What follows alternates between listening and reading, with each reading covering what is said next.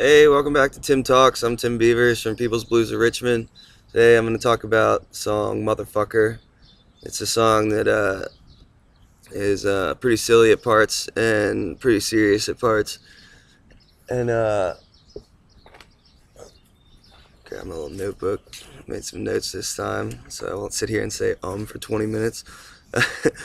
But the first line was like, Jesus Christ, I must look like a sucker. My gal's running around with some other motherfucker. Like, that was just, you know, bucket list fun for me as a writer, and someone with a really immature sense of humor.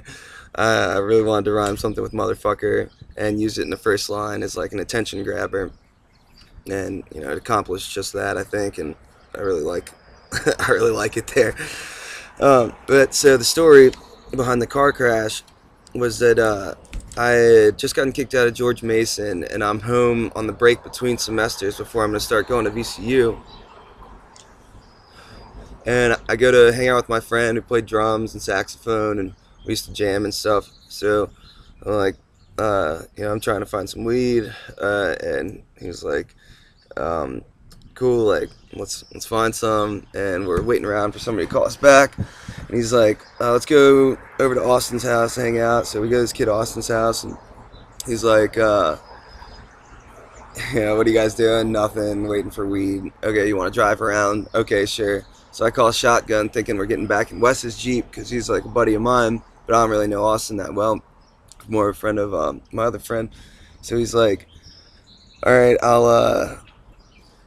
I call shotgun, and we end up getting in his mom's like white Mercedes Benz. I'm like, oops, I called shotgun in this kid's car. Like, it's kind of weird. I don't know him that well. Anyway, like, that's kind of important later, not just a stupid detail.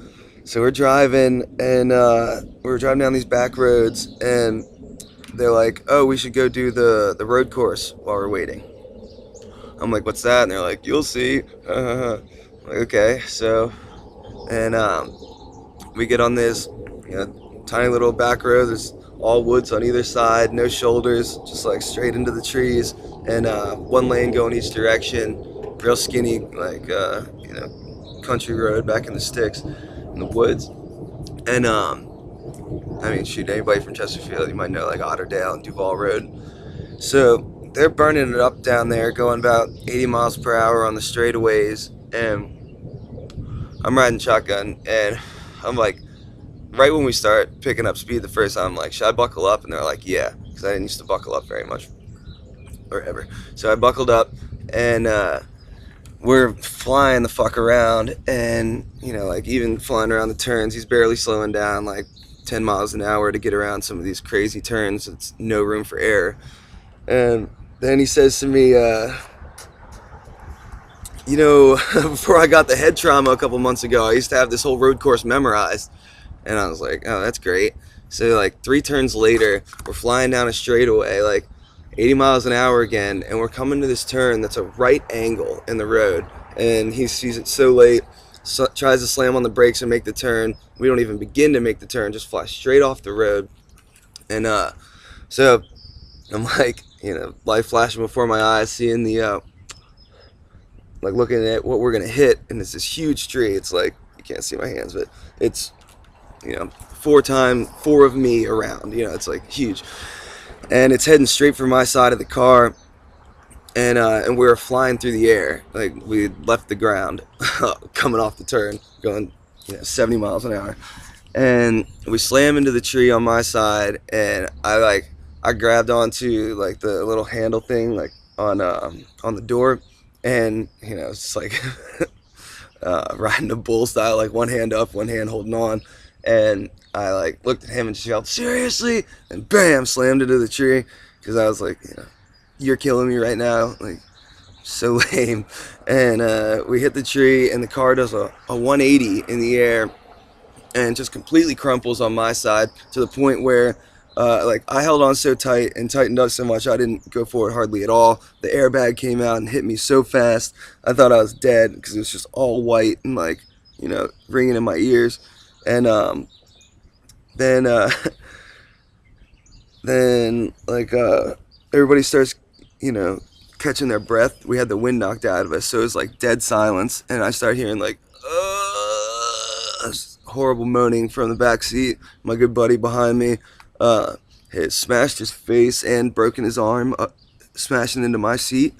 And I have the dashboard of the car like pushed up to about an inch, maybe 2 inches from my chest, and the front of the car is so smashed up against my feet that it's pinching the ends of my shoes, and I had to pull my feet out of them, but not even my toes were crushed, and like my hand was all cut up because I had hit it on the rearview mirror when we hit, but and I couldn't climb out of my side because my side was so crumpled up. The freaking engine or transmission or something sitting like on top of my side, and I get out of the driver's side and we're facing the other way, and I'm just pacing around like I'm a ghost, like super confused because it was definitely like something that should have killed me. And but then I realized I'm not a ghost, and my buddy is really hurt. So pull him out of the car, got him in the road. He's in a t-shirt, shaking, starting to go into shock. It's like nighttime now. So I'm like taking off my clothes and wrapping them around him. Got his head in my lap, and it's just bleeding from his forehead, and then his nose is smashed. So that's gushing blood, and it's just like a fountain down his face.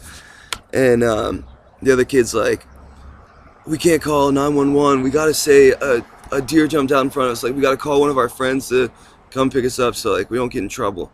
And like for driving fast, we weren't even drunk or anything. Like, and so we're like, what the fuck? Some kid shows up and pick up, and we put my buddy in the car. He's really fucked up at this point, and go to the hospital. And I didn't even go in, and because I didn't want to have hospital bills. I was pretty sure I was all right, except for being a little tight from like the impact. And the next day I get a call from the cops, and they're like, were you in the, like, we heard you were involved in this crash. And I was like, yeah, I was in there. And they're like, where were you sitting? And I was like, I was riding shotgun. And they're like, nobody was riding shotgun. And I was like, yeah, I was there. And they're like, if anybody was riding shotgun, they'd be dead. And I was like, no, I was riding shotgun when that thing crumpled. And they're like, and you didn't go to the hospital? I was like, no, I didn't go in because I was fine. And that was crazy. The pictures are insane. So that's the car crash it's referring to in the 65-0, and I remember well the sound of metal and wood smacking and all that stuff. And let's see. On the album, we did Motherfucker like double time, and the way it was written was like the slow way that we always do it live.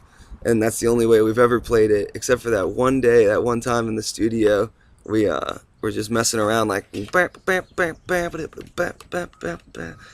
pounding coffee. So like, while we were getting set up, we were just playing it like way too fast, and we liked it. So we were like, let's record that and see if we can like keep the vocals up with it and put together a version like that.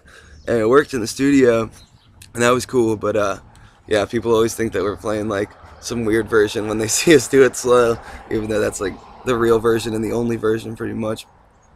Oh yeah, and I couldn't even fit like all the lyrics. If you see us do it live or hear the slow version, there's all these like little parts that I can squeeze in that I can't do, or that I couldn't do when we did it that fast in the studio. And yeah, I wrote in a couple verses. This is another one like Cocaine, where I was having a lot of fun with the verses because it's just like a simple little chord progression to write to. And so I wrote a whole lot of verses and edited it down to what is Motherfucker now.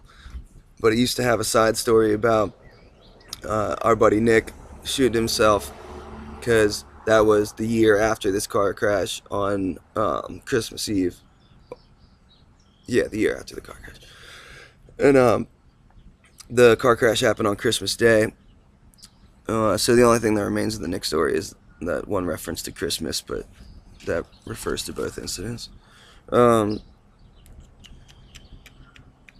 yeah, and I wanted to make a point that I didn't make during the cocaine thing about writing a lot of verses and editing it down to like to the best. We do that for the albums too. We write a lot of songs, and some of them fall by the wayside if we don't like them or if they're not as strong, and they don't make the album. Uh, there's like the point I wanted to make is that there's people who are geniuses, I think, and there's people who have like some natural talent, I think, and or everyone's just practicing behind closed doors and appearing to have natural talent.